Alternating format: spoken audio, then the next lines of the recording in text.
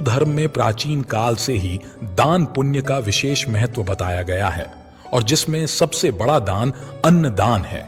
दोस्तों, एक समय की बात है, पक्षीराज गरुड़ अपने मन में जिज्ञासा लिए भगवान श्री कृष्ण के पास आते हैं और उन्हें प्रणाम करते हुए कहते हैं, हे प्रभु, पितृपक्ष में पितरों की पूजा करने से कौन सा फल मिलता है?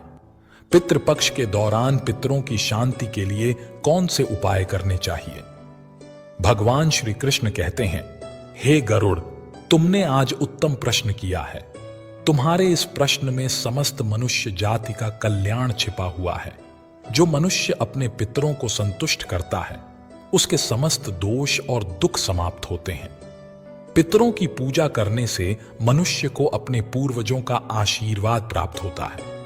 इस विषय में एक अप्सरा और ऋषि की प्राचीन कथा कही जाती है, जो मैं आज तुम्हें सुनाता हूं। इस कथा को श्रवण करने से तुम्हें तुम्हारे सभी प्रश्नों के उत्तर मिल जाएंगे। इसलिए हे गरुड़, तुम इस कथा को ध्यान से सुनो। इस कथा को जो भी सुनता है, उसके समस्त प्रकार के पितृ दोषों का नाश होता है। जो भी इस कथा को सुनता है और सुनाता है, उसके ऊपर पितरों की कृपा सदैव बनी रहती है। गरुड़ जी कहते हैं, हे प्रभु, आपके मुख से इस कथा को सुनने के लिए मैं उत्सुक हूं। कृपया आप मुझे वो कथा सुनाइए।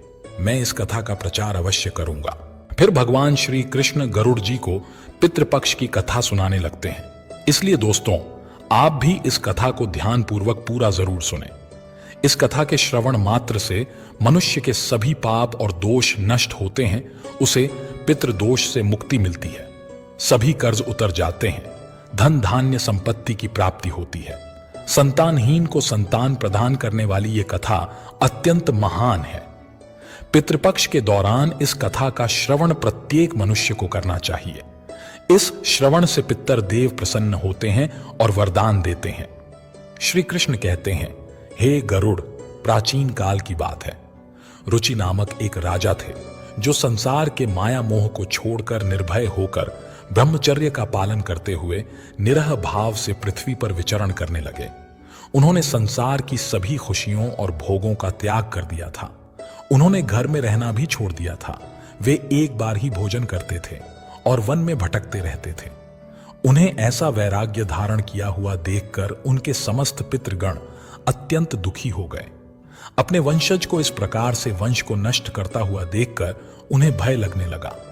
उन्होंने सोचा कि वे स्वयं चलकर अपने वंशज से मिलेंगे और उसे वैराग्य का त्याग करने के लिए कहेंगे।